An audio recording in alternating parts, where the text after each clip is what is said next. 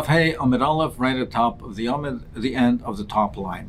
We learned previously about the relationship between Meiser Behema and the Kalban, that they're inversely related, that when there is a Chiyuv of Meiser Behema, meaning it's not considered a partnership, then we say there's no Chiyuv of Kalban. When there is a Chiyuv of Kalban, meaning when we say that it's a partnership, then there's no Chiyuv of Meiser Behema. So therefore, if two brothers, for instance, inherited an estate from the father, if they did not divide up the estate, so it's considered to be all one, it's considered to be still, the estate is intact, the Tfisas Abayis, over there, in such a case, in that case over there, there's no Chiyuv of the Kalba. But there is a Chiyuv of Meiser Behema. But if they divide up the estate, and then they join together again, so then they're considered to be partners. They're partners of Pater from Meiser Behema, but there is a Chiyuv of Kalban. But sometimes we say that they're Paturim from both, and sometimes that there be a Chiyuv on both. So how is that? Hey Chavida. So what is the case? What are the scenarios that you could be Pater in both and Chai in both? If they divided up the rest of the assets of the estate, but not the behemoths. So the rest of the assets were divided, and then when they rejoined together, so that's considered to be, in such a case, a partnership. If it's a partnership, then they're chayiv in the kalban. But they did divide up the behemoth. So therefore, as far as the behemoth is concerned, the estate is intact, and therefore nothing has changed. They're not considered a partnership in regards to the behema. There's a chiyuv of meiser behema. They divided up the rest of the assets, so from the money they divided it up, and then they've joined together. Well, then now they're considered to be, as far as that concerned, partners, and therefore there's a chiyuv in kalban. So the chayiv, therefore chayav and bezeh bezeh. That's the case where there'll be chayiv in both. But if in a different case, if they divided up the behemoths, so by dividing up the behemoths, they've now dissolved the estate as far as the behemoths is concerned. If they join together, they're considered partners. They're pater from Meiser Behema. But they didn't divide the other assets, so as far as the other assets are concerned, it's still considered to be the estate. It's still considered to be intact. It's a Tfisas Abayis, and therefore there's no Chiyuv of Kalban.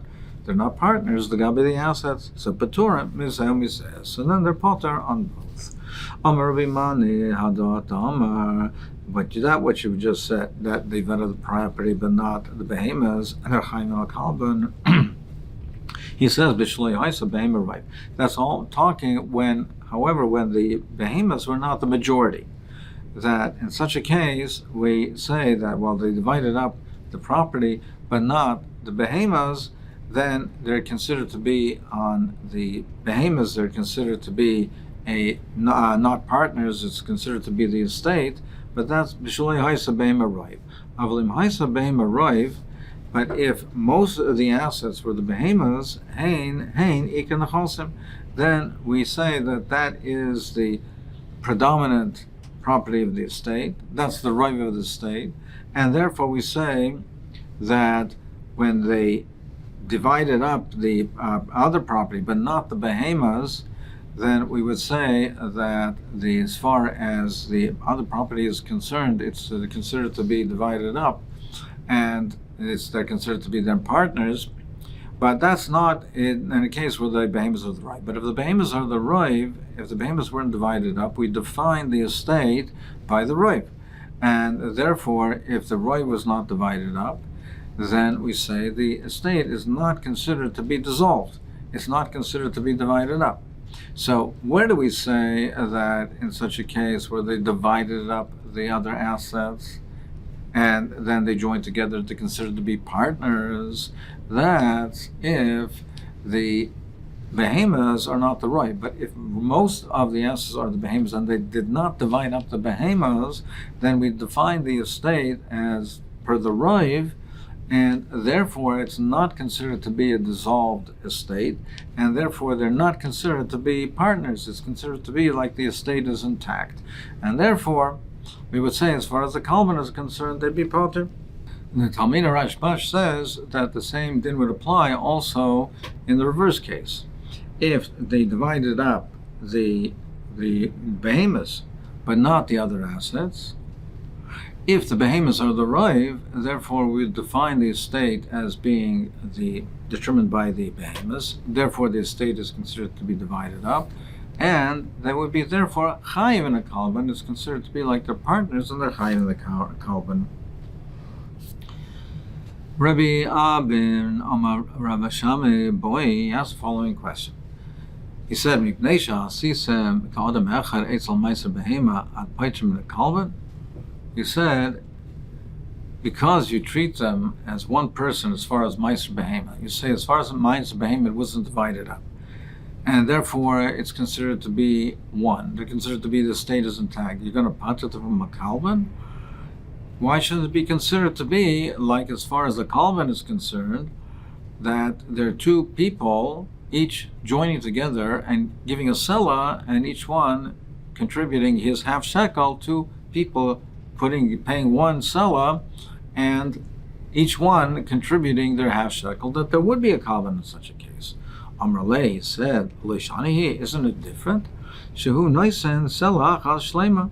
Because over here, yes, it's one sela, but it's not two people joining together as partners, giving one sela, each one their half shekel contribution. Here it's one sela, meaning it's as if the estate is intact. So it's as if the father is giving a sela on behalf of his two sons. If a father would give a sela on behalf of his two sons, there would be no kalban. Here also it's the same thing. Miyato, well, if that's the case, perhaps you'll say, well, why don't you say the same thing? Even if they did divided up the assets, and then they joined together, you should say the same thing.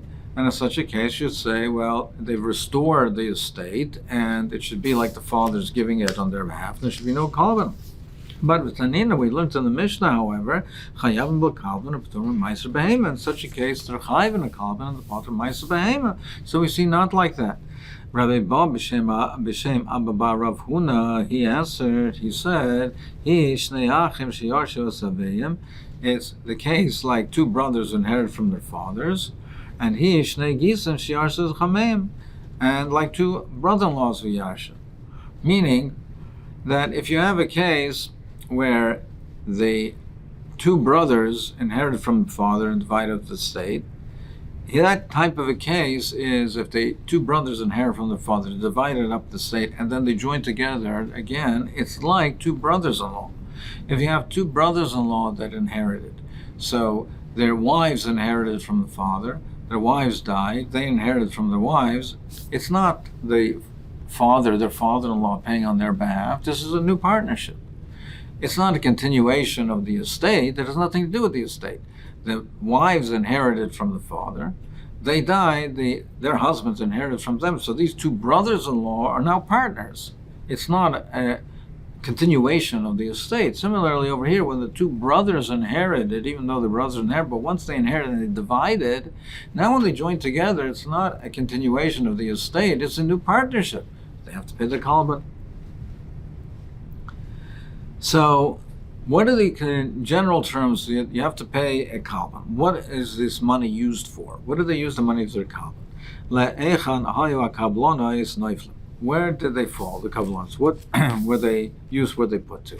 Rabbi Meir, he says, l'shkolim.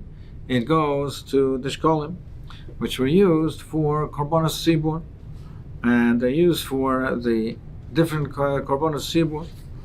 So that's what he used it for. So it's used for the same purpose as the machzas shekel, just like the machzas shekels are used for the tmidim and the musafim. It's used for the same purpose. Rabbi Lezer Aimer, he says, no, lenadova. It's not used for the korbanos sibur like the shkolim. It's not like the machzas shekel, but it's used for korbanos sibur nadova.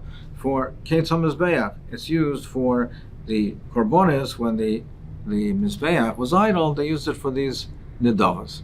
Rabbi Shimon Shesuri, he says it wasn't used for korbanos at all. He says it was used as used to buy sheets of gold and which were used to plate the Kodesh Kodashim, to line the Kodesh Kodashim with this gold. Ben Azayomer, he says, Shulchanim hayu noitlim oisem b'scharm. He said the money changers were take this for their wages. They had to pay the money changers to exchange the money for the Masechet Shekel. And this was used for their wages. V'yeshayim, some say lo itzos rochim, for the travel expenses for the money changers. They had to travel from place to place, so they used it for travel expenses. So that's different opinions as to what it was used for. Harulach Perak Echad Ba'adar Harulach Perak Echad Ba'adar Harulach Perak Echad Ba'adar Perak Sheni Mitzarfin Shekalim L'Darkainas Mipnei Mosei Aderach. People would go out, we said, we just learned that the money changers, so people would send their Masechet Shekel. They would have collections of Masechet Shekel to transport them from all the locations all around in Eretz Yisrael and beyond. It was heavy and difficult to transport all of them. So therefore, they used to exchange it and use it for higher domination currencies, which would be less difficult to transport. So therefore, mitzarfim shkalim l'darkainas mim naso derech. We combine the shkalim into darkainas. The darkainas are the equivalent of 2 sloim. There is a Masechet Shekel is a half a shekel. So therefore, a Masechet Shekel was a quarter of a darkan. A darkan was 4 times the value of a Masechet Shekel. So therefore, they would convert the Masechet Shekel to darkainas, which would lighten the load by 4 times the amount. So it would be lighten it. It was only a quarter of the weight of the Masechet Shekel. They used to put pushkas, they used to put boxes, chests for the people to put the money into. So just like they had the shayfras in the Beis HaMikdash, they had it in the Medina. Meaning, when people came to the Beis HaMikdash, they had different shayfras. The reason these boxes were called shayfras is because it was narrow on the top, wider on the bottom. It was narrow on the top, people could put the money in, but it was difficult to take it out. So Mipnei HaRamoim, they constructed it in that way so that people couldn't steal from them. So they had these boxes, these pushkas, they had in the Beis HaMikdash. They had 13 of them for different uses, as we'll see. Going forward in the Masechta, and they used to have that in Beis HaMikdash. They used to also have these boxes, these pushkas, in the Medina, and they used to have it also outside in Yerushalayim. In Yerushalayim itself, they didn't, but they had it was because people could come to the Beis HaMikdash to contribute, but outside they did. So therefore, they had it also in the areas outside Yerushalayim. They had these pushkas as well. Now, so the people would donate the money. So people living in different cities all around, they would donate the money, so they collect the money locally, and then from the local collection, it would be transported to Yerushalayim. So B'nai Shekalim, the people of the town, they sent the money.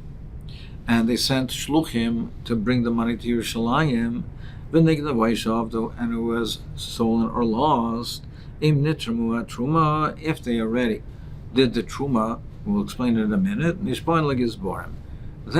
the shluchim have to make a shua to the gizborim, meaning that the gizborim are considered to be the bailim.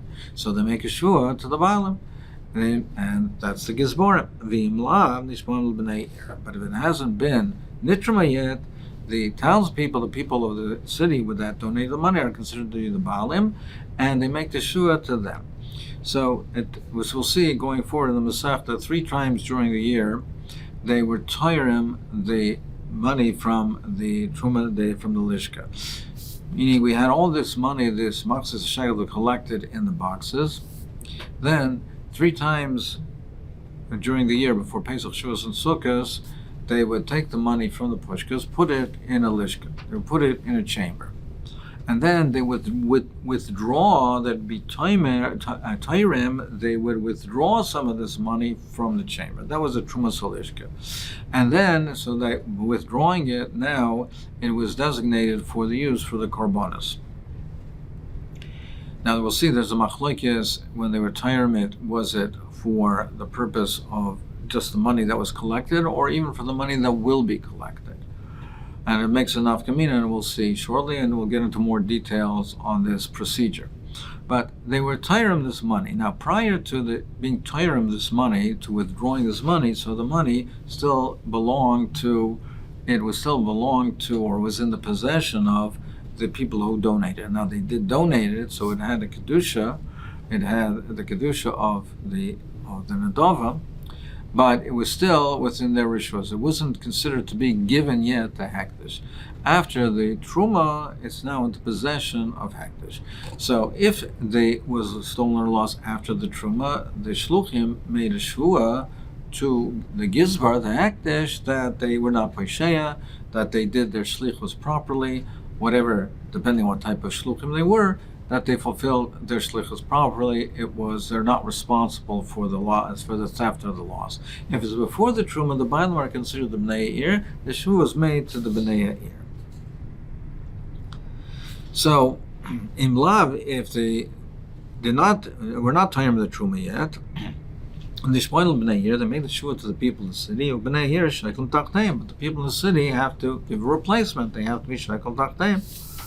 If they found the lost or missing shkolim, or it was returned to them by the ganovim, elavel shkolim, we say that even though the townspeople had to donate shkolim, they have to donate additional shkolim, but we don't say that, that this was given betos, the original ones are found, they can keep now the shkolim. No, they both have a din of shkolim. The ones that were lost or stolen that are now found are shkolim. These ones that the replacement ones are also shkolim. They also have a din of shkolim.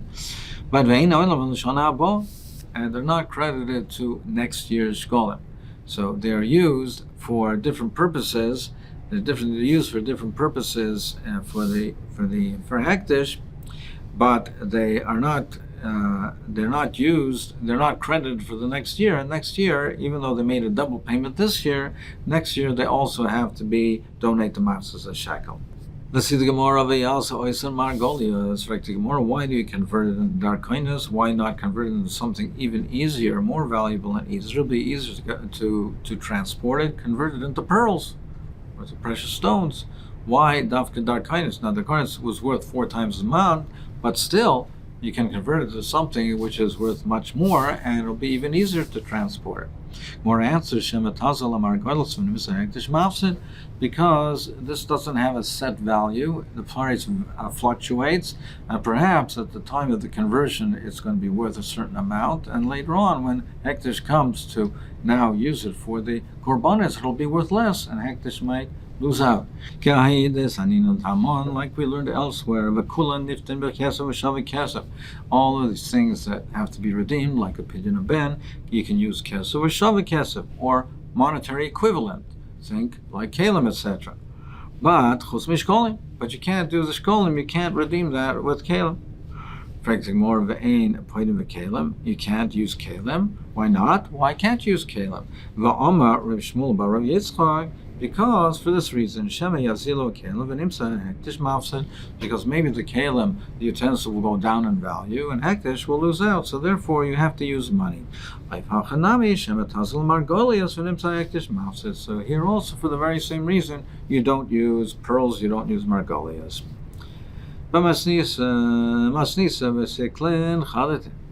Our Mishnah, it says that when they put up the boxes, the pushkas in the Medina outside of Yerushalayim, that's with Tiklin Chadet.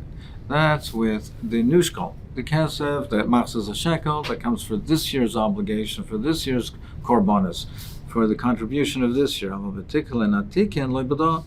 if it's old shkolim, meaning if a person missed the deadlines, so he missed the dates even after the third time of their time, after the Sukkah's time, he missed that, it's late, he still has to contribute. but it won't be used for this year's korbanos, and he still has to contribute, but we didn't set up pushkas for that. But not, that's not the halacha. V'tana kain, atikin b'mikdash, and atikin b'medina. We have the old shkolim boxes are only in the Beis HaMikdash, not in the Medina. So it says in the Mishnah that we set it up in Medina, it's referring only to Tiklin Chadatin, the new Masechet Shekalim. So it says that they make a shvua, the shemer makes a shvua either to the gizbar or to the townspeople. Masnisim b'shem rechinam. This that he makes a shvua b'shem rechinam, or the shemer sacher lebado, but not as far as shemer sacher, because the shemer sacher is chayiv b'gnei v'veda. So there's no shvua to be made. The shemer would have to replace it. He's chayiv b'gnei v'veda. No, you could say the case is even talking about a shemer sacher. Nignavu, the case of Nignavu, yes, there is a case by theft where he would be potter with a shua, but listen, with armed robbers. With armed robbers, he is not chayiv for that type of gneva, so with a shua, he would potter himself. And avdu, not b'mi, in the case of Aveda, is b'mi, shetavas finosa bayam. If it wasn't a regular loss, it was the ship sank at sea. So that type of an Aveda, also he would be potter with a shua. So you could say it's buying by a shomer sacher as well, and we're talking under these circumstances. So the Mishnah said that if it's after the Trumas Halishka, then the shluchim make the shua to the gizmer. But if it's before that, it's to the bnei ir. Omar Rabbi Yosef Rabbi Simon Kiman Damer Terminal Agove Vala Osid Ligois. This that we say that you make the shua, if it's after the Trumas Halishka, you make the shua to the gizbar, that must be going according to the Mount Domer that says when they're tayrim, the Trumas Halishka, it's for the money that they've received already, but also for the money that's on its way. So therefore, we can say that after the Trumas Halishka, therefore it was done on behalf of those contributions that are on their way, and therefore it's also considered to be in the possession of Hektish, and therefore the shua is to the gizbar. But Ram Command Omer ain't term loy ala gove vala asid, that they don't withdraw the funds that are collected but didn't come yet, that have not yet reached the Beis HaMikdash, meaning the money, the future money, even if it's on its way, but it hasn't reached the Beis HaMikdash yet, they're not tayr on behalf of those money. Therefore, that money is not considered to be in the possession of the gizbar. This halacha is not true, because even after the Trumas Halishka, the people of the city, the townspeople, would still be considered to be in their possession, and the shua would be to them. So we learned in the Mishnah that the people of the city, they sent the shkolim, if God lost, just told you make a shua. Now, this is difficult because we have a klal that we say in Nishmon la Hekdesh. So you don't make a shua on Hekdesh. So how can it be that you make a shua over here? So Omar Rabbi Elazar, the Rav Shimon, that must be going dafka according to the sheet of Rav Shimon. The Rav Shimon Omar, kachim shuchai bach riyusan kinachos of him. That kachim, where a person is responsible for it, he has an obligation to replace it. If it's lost or stolen, it's considered to be his. Rav Shimon holds that a davar hagayim kimomen, davar hagayim lamomen kimomen dami, that if a person has a benefit from the monetary benefit from it, so it's gayim lamomen, so something, even if itself he doesn't own it, but he gives him a monetary benefit, like for instance in this case, so a person made an adava, so he has an obligation, and if it gets lost or stolen, he has to replace it. Like in the Masechet Shekel, that even though it's Hekdesh, but he has a personal obligation. If it's lost or stolen, then he'll have to replace it. So the fact that it's here, then it's considered his money because it now saves him from having to pay money. So it's Goyim Lamon. So Rav Shimon holds that's Kimomen. So therefore, it's as if the person has a monetary interest and a benefit and ownership, and therefore you can make the shua because it's not exclusively to making a shua to Hektish. Rav Yochanan says you don't have to say the Mishnah is going dafka according to Rav Shimon that says davar agayim l'mam k'mam. It can be going according to everybody. How do you make the shua? Mishum shuas takana. It's shuas a takana. It's a takana. Normally, you would not have to make a shua, but so in order not to be mezalzel in hektish, and therefore not to treat it lightly, we would obligate midrabanan. We would obligate the shluchim to make a shua in such a case, to make a shua that they were not negligent and they did not mistreat the hektish.